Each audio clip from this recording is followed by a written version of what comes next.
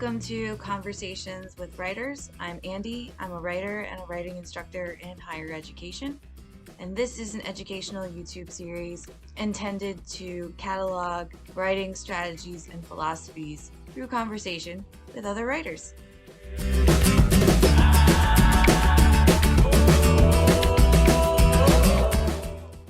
Phillip Zapkin is an assistant teaching professor of English at Penn State University with a PhD from West Virginia University.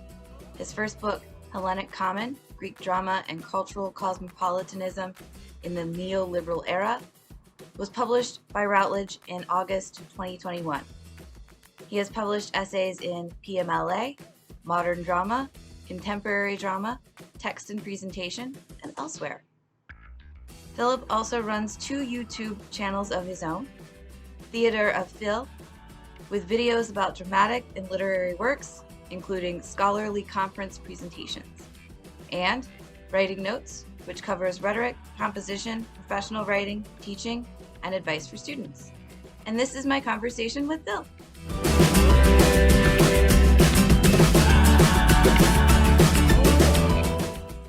Hi! Hi. How is your MLA panel? Good. It was a diverse set of papers that had really interesting, subtle connections between them, which is always maybe the best type of conference panel to have. So we know what you're working on. You've got a brand new book out, so tell me all about it and what motivated the project. The new book just came out, Hellenic Common, Greek Drama and Cultural Cosmopolitanism in the Neoliberal Era. It's a book about contemporary adaptations of Greek drama. And essentially what I argue in the book is that by drawing on Greek drama, which is a kind of shared cultural material because it's been disseminated all over the world, it's much beloved all over the world, and within the particular structure of theater, these adapters challenge the fundamental organizing principle of neoliberalism, of contemporary capitalism, which is the ownership model, particularly ownership of intellectual property or non-tangible property. If I can put that in a little bit less technical terms, basically because these adapters are taking material that belongs to everybody as part of every human being's cultural heritage, and they're re-performing these things in theater, which is inherently a collaborative medium where a bunch of people work together. This challenges the idea of private possessions of art. So that's the book that just came out this past August. The second book that I'm in the process of working on right now is more concerned with how contemporary adapters respond to the crisis of democracy. Because pretty much everybody on both the right and the left of the political spectrum seems to agree that democracy is in crisis right now. The big difference perhaps being that many of those on the right want democracy to fail, whereas many of those on the left fear that democracy is failing and should not. But everybody seems to agree that democracy is in crisis. And one of the things that, of course, the ancient Athenians built themselves up as having given to the world is democracy. When we go back to people like Aeschylus and Sophocles and Euripides, maybe Aeschylus especially,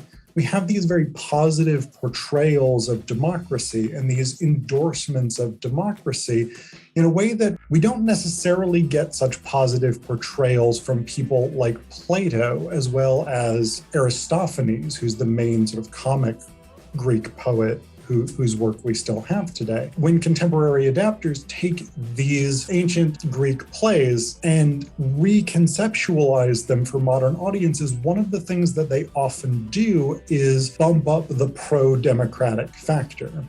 So in a play like David Grieg's version of The Suppliant Women, which is a really fascinating version, in the original Aeschylus, he has a phrase scholars think that it's the earliest version of a phrase that would become the word democracy. I forget what it is off the top of my head, but in Grieg's version, he makes this much more overt as a reference. Basically, the suppliants, who are a group of Egyptian women who are descended from a woman from Argos in Greece, they come back to Argos seeking basically protection from being forced to marry their cousins against their will. And the Argives under King Pelasgos, basically King Pelasgos says, well, the people of Argos need to vote on this. And initially, the Danaids, which is this group of suppliant women, are like, vote? What the heck does that mean? Because we're from Egypt and we're not Greek and we don't know any of this. But then later, when their father, Danos, comes back from the meeting, they're like, tell us how it works, this thing called democracy. In the original Greek by Aeschylus, it's this weird passing reference for a system that didn't necessarily have a recognized name. But when Grieg adapts it, when he puts it into a modern context, obviously his theater-going audiences are going to know what democracy means. So we get all those kinds of things. But then we also have these interesting ways that people are reconceptualizing what democracy even means. A play like Yvette Nolan's The Birds, which is an adaptation of Aristophanes' play of the same name, she gives us an alternative, I argue, in the chapter that I've written about this book. She gives us an alternative actually to either Greek democracy, which had a very, very small franchise. Maybe a quarter of the population of Athens were able to engage in political activity, but it was direct democracy where they were able to actually engage in politics. People voted on, should we send a disastrous expedition to Sicily?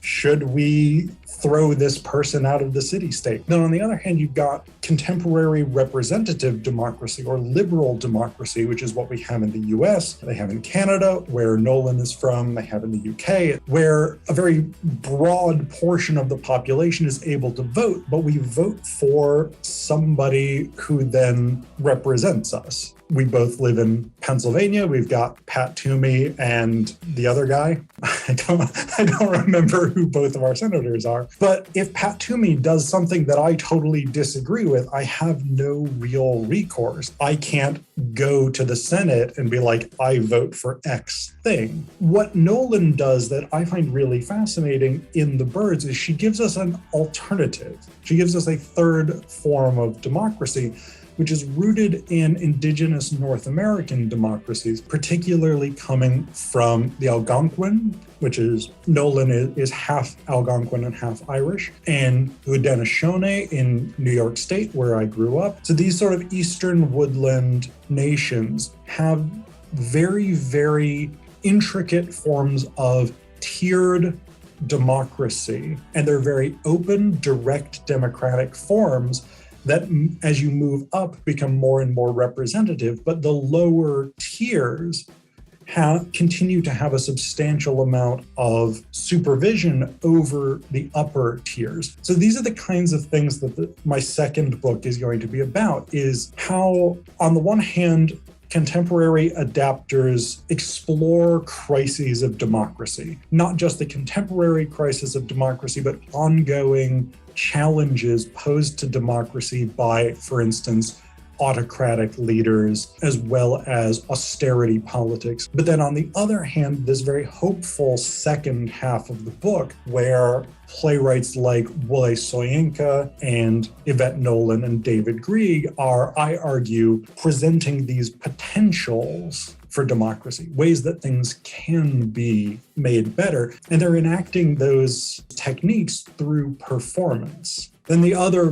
big thing, I'm in the very early stages of an edited collection that I want to put together at some point, which is provisionally going to be titled Modern Metamyths. And essentially that's going to be about adaptations, retellings, versions of myths, legends, and fairy tales that are either self-aware as myths, legends, and fairy tales, or that are generically self-aware, meta-generic. So fiction that reflects on itself as fiction, movies that reflect on themselves as movies. And I think that's going to be a really interesting and important collection to put together, because you yourself are a storyteller. You know that one of the big things in terms of how we as humans come to understand our place in the world is through telling stories. And myths, fairy tales, and legends are fundamental to the way that we understand ourselves in the world. And so having those sort of explorations of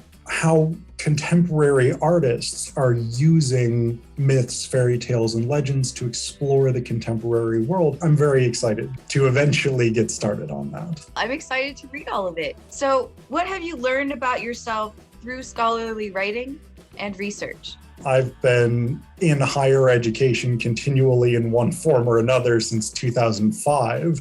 So this has been my entire adult life. So in a way, everything almost that I am and everything that I really know about myself is connected with scholarship in one way or another. But to give maybe a more useful, focused answer, I think the thing that you learn about yourself by doing scholarship, and this is the generic you here. So the thing one learns about oneself by doing scholarship, you learn to think in a way that you don't naturally do. Some people take more naturally to this than others, but you learn to think critically. You learn to raise questions about what you think that you know. And this is an important thing, obviously. So I've been seeing this thing on Facebook, this meme put out by right-wingers who want to question the science on vaccines. And it basically says, saying don't question the science is the most anti-science thing there is. And in a way, that's true, because obviously science, scholarship, critical thought demands that it be questionable. But if your question is politically, I don't like the conclusion that the data has almost universally given us, you're also not doing science. And so this is one of the crucial things that I don't think we as a species have ever been good at this, but one of the things that as the internet and telecommunications and things make it much easier for people in general to leave a tangible record of their thoughts and perspectives, and we're seeing it more, that people are not by nature necessarily good critical thinkers. So that's one of the major things that scholarship teaches us to do, is to think critically and carefully. The other thing that I think scholarship does that's really, really important is asks us or forces us or invites us to engage with other perspectives. Now, I'm a cosmopolitan.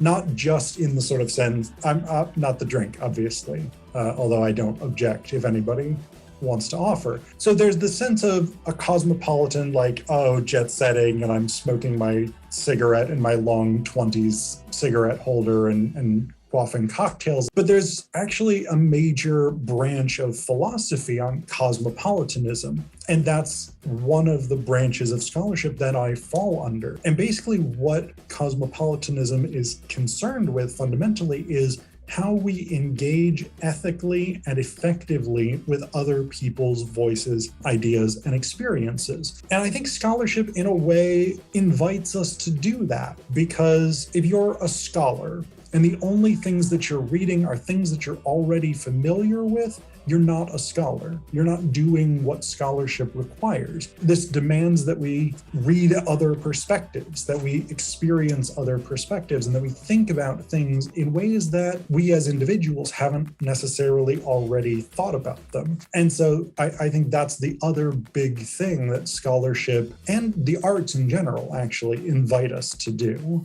What's the role or responsibility of scholarship or scholarly writing? What keeps you generating material? Why do scholarship? Why write? It really depends on the kind of scholarship that someone is doing. For me, my scholarship always has a political component, or almost always has a political component to it. Whether that's something very, very overt, like the in-progress book about the crisis of democracy, whether that's something about representation and self-representation of race or ethnicity or gender. One of the big questions, I suppose, that motivates a lot of my scholarship is, how do we do liberatory politics through the arts? In particular, how do we do liberatory politics through theater and performance? How do we do liberatory politics through adaptation? And again, how do we do politics through liberatory politics through cosmopolitanism and engagements with different voices and different writers, people of different cultural backgrounds? And that's not necessarily the case for everybody. There are a lot of people who do scholarship that's interesting and super, super exciting, that's not particularly driven by politics. In a broad sense, I'm thinking politics here almost in the sense of Jacques Rancière talks about, where politics is the act of identifying what voices don't get privileged or what voices are not allowed to speak publicly, and finding ways to allow those voices to be heard. Not everybody is engaged in that project, so I wouldn't say that that's the role of scholarship as such. But for me, with the type of work that I do, I would say that's central to my scholarship. When you're struggling to write or you're struggling in the research process, what sort of strategies do you use to help get yourself to the page?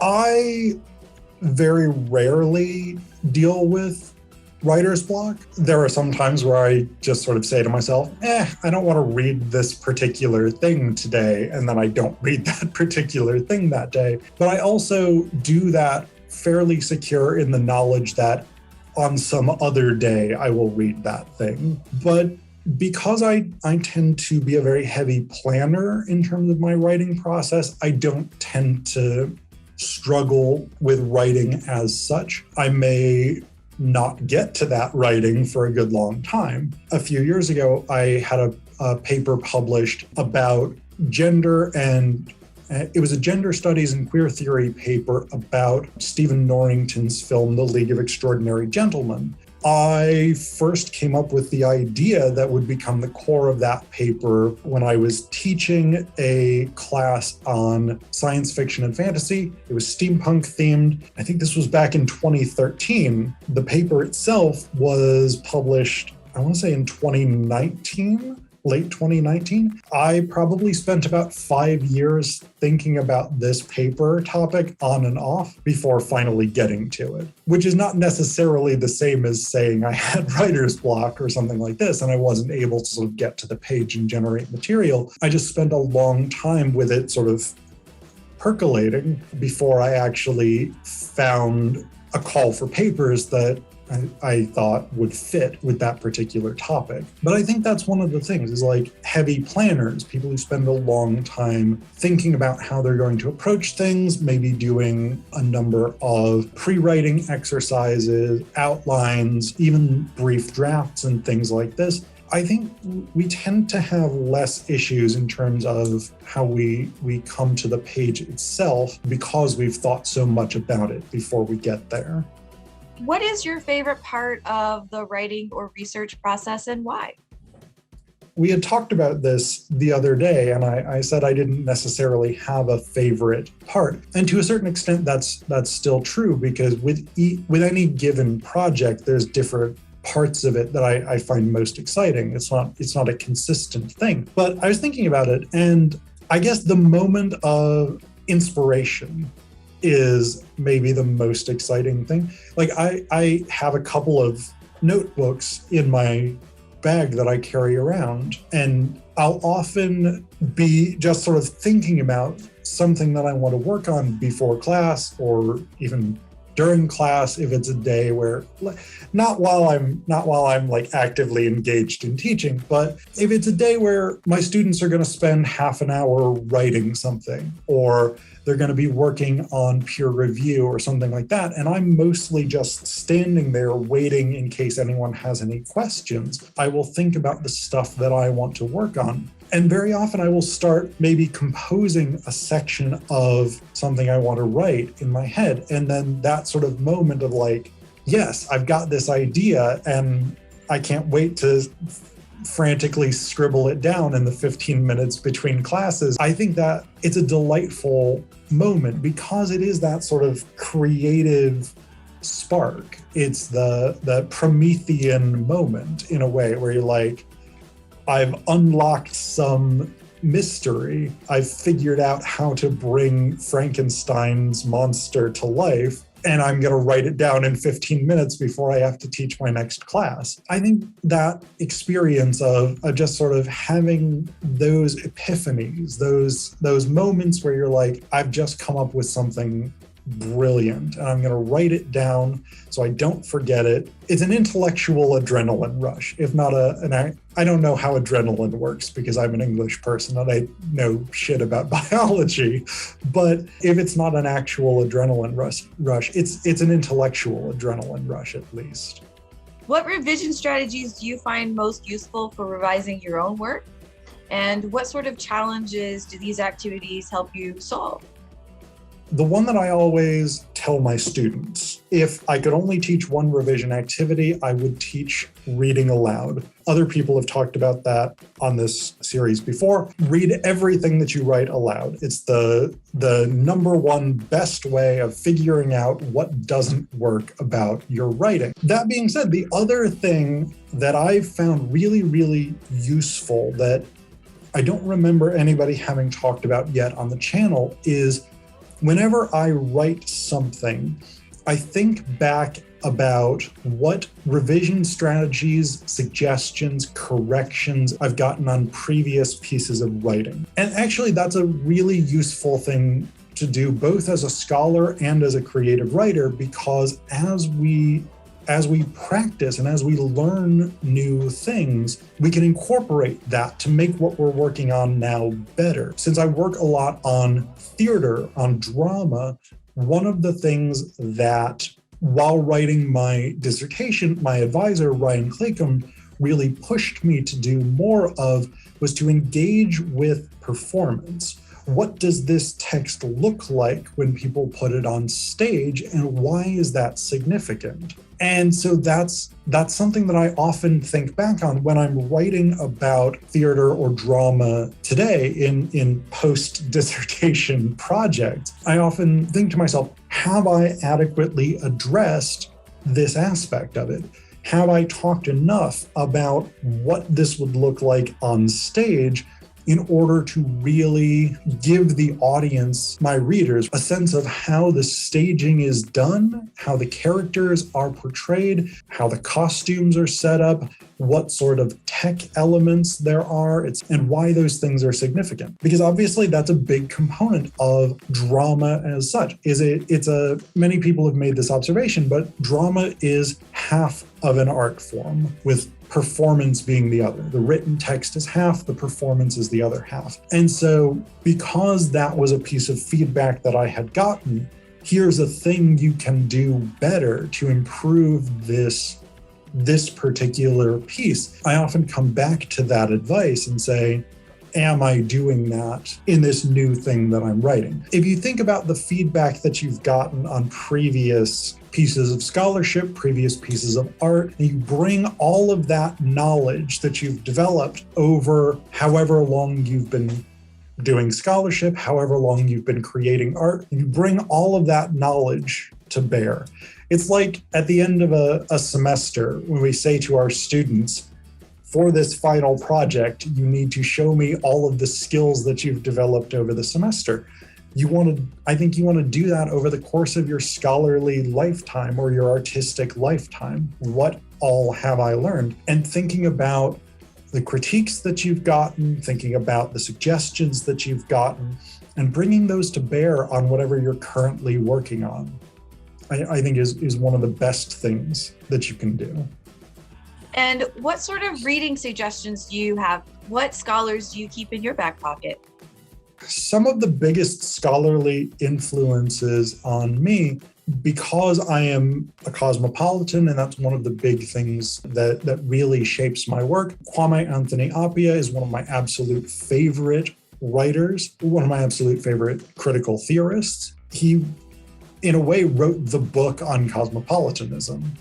It actually is called Cosmopolitanism, but I also mean that in the more figurative sense that his book Cosmopolitanism is one of the paradigm-defining texts in this area. Along with that, Michael Hart and Antonio Negri, who are two scholars who often collaborate, their books Empire, Multitude, and Commonwealth really shaped my dissertation that then became the first book. And while I don't think they don't identify necessarily as cosmopolitans, I think of them as in a cosmopolitan vein.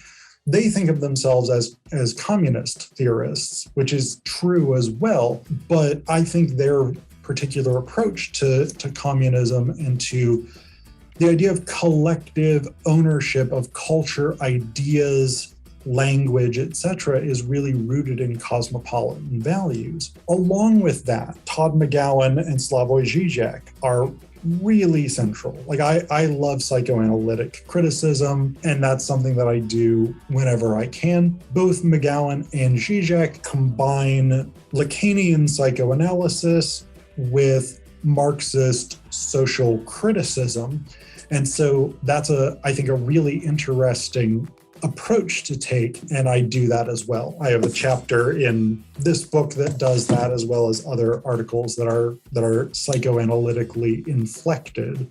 The other big one that I would say, the other big scholar that I would say that's been a central influence on me is Judith Butler. Her book Gender Trouble really kind of was my master's thesis in a way. My master's thesis was very much based on gender trouble and Butler's particular approach to third wave feminism with the idea of identity as performative.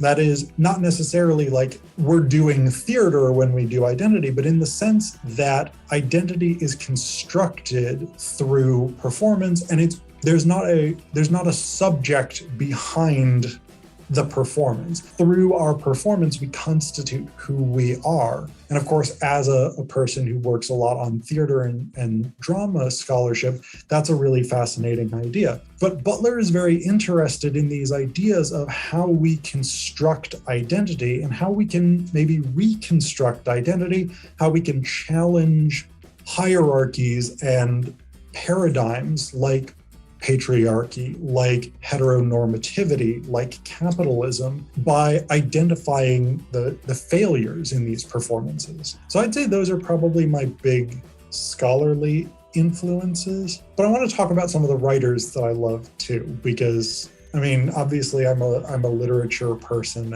and so that is where the heart is. I have three favorite dramatists, apart from the Greeks. I love the Greeks, obviously, and they're very central to the work that I do. But among contemporary playwrights, Moira Buffini is probably my absolute favorite playwright. And she does something called theatrical monsterism, which is a particular genre or approach to theater that became very popular in British theater in the early 2000s into still to a certain extent through today. And basically, monsterism it's not about monsters as such. So it's not vampires, although she has a play about vampires and zombies and things like this. It's not that. It's large scale productions with large casts. There's a play by David Edgars and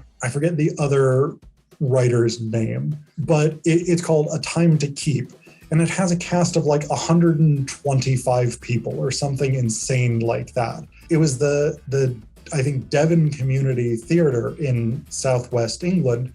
And their policy was like, if you want to be in the show, we will create a part for you. So they ended up with this massive cast of people. That's one of the big things that monsterism does, is in a way, it's a reaction against this trend that we've had really since the 50s, where a lot of writers will write very small scale plays. So someone like Yasmina Reza, for instance, who's an absolutely fabulous playwright as well. A play like God of Carnage or Art has 3 or 4 characters. And these plays tend to deal with very narrow issues, a lot of interpersonal conflict. And theatrical monsterism is basically like, what if we forget that? What if we have 1,000 people on stage and we're dealing with big social ideas? What does politics mean? What does it mean to be a common person?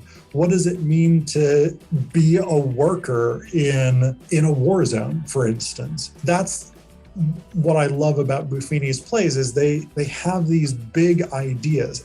Everything is large scale and they're very ambitious. And I love theatrical monsterism for that. Richard Bean is another person in that tradition who's really, really good, really, really funny plays. So Moira Buffini is my number 1 person. Tom Stoppard is another person that I absolutely love, though supposedly his playwriting career is at an end. But Stoppard is this great cerebral postmodern playwright. So he's interested in ideas. He's interested in science, like chaos theory and relativity. He's interested in mysteries. He's interested in language games and things like this.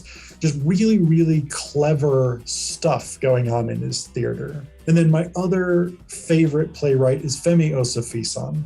He's one of probably the top 3, at the very least, contemporary Nigerian dramatists. And he has this amazing way of exploring politics and identity, particularly in his adaptations. But he blends different cultural influences together. So he may be adapting a Greek tragedy, but he'll bring in Yoruba songs, stories, proverbs, the Yoruba language. He may incorporate elements of West African mythology or religion. He may incorporate elements from Shakespeare. There are these sort of great blends that, again, I had talked about this before, these ideas of hybridity and cosmopolitanism to bring all of these things together and make a new artwork out of them. I love that aspect of his approach to playwriting. I know this is going on a little bit, but I've got my 3 favorite poets I'd like to talk about as well. The one of them is Dylan Thomas. Nobody does images and sound of language the way that Dylan Thomas does. He's so good, especially if you ever listen to Dylan Thomas reading his poetry, just the music of it. Even if it's all just images and you have no idea what the poem is actually about. I don't know what the plot is a lot of Dylan Thomas's poetry, but the language and the images are so beautiful. So I love the sound of his poetry. The next one is Grace Nichols, who is from Guyana and moved to London. And she's got such wit. She's amazingly funny and satirical, and she explores the challenges of being out of her native culture, being in a cultural space where, like in the US, Black people and immigrants are not necessarily always welcomed. And she's so funny about the way that she explores these different experiences. And then my other favorite poet in the world is someone you may have heard of. It's Andy Stout. I think your narrative poetry and the way that you tell stories is really, really unique. Obviously, one of your big thematic interests is your Appalachian heritage. And while you often think of your work as having this sort of punk edge, and it definitely does, I also think there's this beautiful innocence to a lot of it. I'm thinking about poems like, I think it's in Three Sisters, maybe. At the end of the poem, it's just you standing in the doorway with a lone shooter marble in your pocket. And just that kind of moment where it's like, I'm observing what's going on, And I'm turning it into this beautiful artistic experience. But there's this detachment in a way,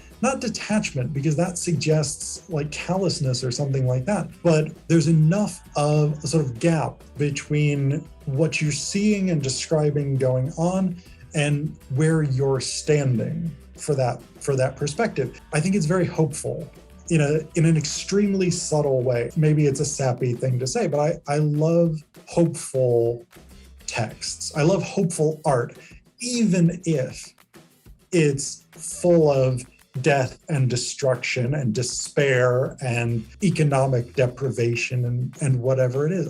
I love the idea that even in the midst of there are no jobs in West Virginia and drugs have taken a member of every family, or Moira Buffini's Welcome to Thieves, this devastating, brutal civil war with gang rapes and machetes used to murder children and all of this stuff. I love things that have that touch of hope to them. That's why I love the people, the writers that I love. That's why I love them, is because they look down into the grit and the grime and the despair and the violence and the brutality of the world.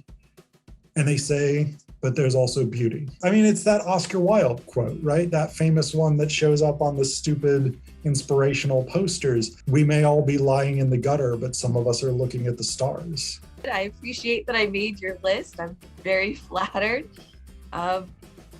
But I did notice something when you were talking about the list of writers. Now, it makes sense that you have scholars and playwrights on your list that you find most inspiring or that you love the most, but the poetry list is what seems most unique there. And so what is the benefit of, as a scholar who doesn't work on poetry, who works on drama, what is the benefit of reading poetry? I do work a little bit on poetry. I have an article out for consideration right now. It's in a special issue of a journal that I'm guest editing with Kevin Wetmore. That's an article about two contemporary Caribbean female poets who've written Medusa poems. So it's an adaptation studies piece, but it's also a poetry piece. Part of this comes back to, as a scholar, if you're only dealing with the things that you already know, you're not doing scholarship well. I think scholars should be wide-read, should take an interest in a wide variety of things. That often comes with some practical downsides. And actually, I've run into this a number of times over my career because I've periodically will just take an interest in something and decide, I want to write about that. But I don't know anything about it right now. Like for my master's thesis, I had read one queer theory book and I decided I wanted to write a master's thesis on queer theory. So I had to teach myself as much about it as I could in the time allotted. For my dissertation, I had never really read anything other than a little bit of Karl Marx and a little bit of a few other Marxists, but I'd never really read anything about political economics. So I had to teach myself that discipline. I've written a chapter for the new book on Ali Salim's play, The Comedy of Oedipus. Knew nothing about Arabic drama, and I had to teach myself as much about it as I could to write that. But I think that's also a great thing because you gain additional experience. And there's a term in Yoruba, which I'm not going to be able to remember or pronounce properly because I don't speak Yoruba. Glenn Odom talks about this in one of his books. Basically, the idea is that all knowledge is the same knowledge. And I think that's really, really important for us as scholars to be thinking about, because that's the reason, as a drama person, you should read poetry. That's the reason why, as a Brit Lit person, you should read early American drama, or you should read 13th century Persian poetry, because we can bring all of these different things to bear and experience all of these different things. And I love that. I love literature. I love world literature in this sort of broad sense. I've been reading out of the Norton Anthology of World Literature these 7th and 8th century Sanskrit poets, and it's beautiful poetry. I read just recently 13th century Latvian epic poem.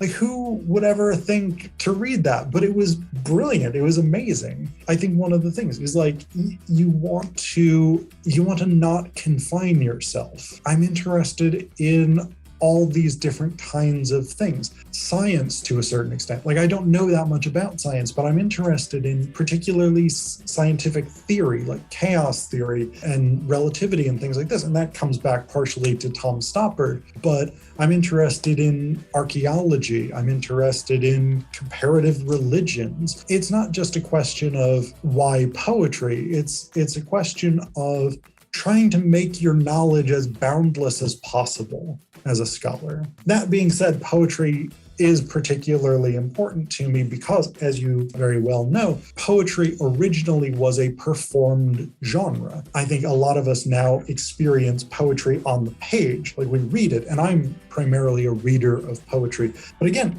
to hear the recordings of Dylan Thomas reading, because he recorded a lot of his stuff in the 1950s, early 1950s, to hear him read a poem like The Ballad of the Long-Legged Bait or Fern Hill, Do Not Go Gentle Into That Good Night. It's a totally different experience. It's a sensory experience that it's not when you read it on the page. And that's one of the things that I love about poetry, because it is so connected to theater and performance. The fact that I'm a drama person, that necessarily brings me into the world of performance studies, even though I'm not trained in that, and I don't have as much of a background in that as I'd ideally like. Because poetry is performance, it's very, very relevant to the work that I do. And again, it would work the other direction as well. I think poets should study performance theory, and they should study theater and drama, because the way that you present yourself, they should study public speaking. All of these things are interconnected. And I think, again, that's one of the biggest things for me. And one of the things that I try and convey in my literature classes, I think that's one of the things that I find most amazing about scholarship is that all of these things are interconnected.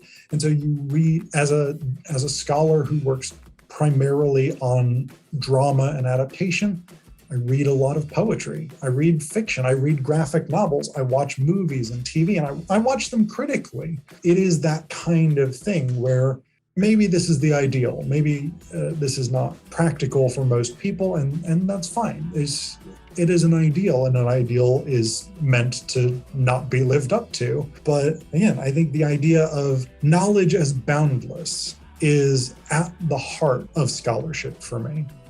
Thank you so much, and thank you for making time for this video with me. I really appreciate it. I've learned so much. It was an honor to be involved in the series.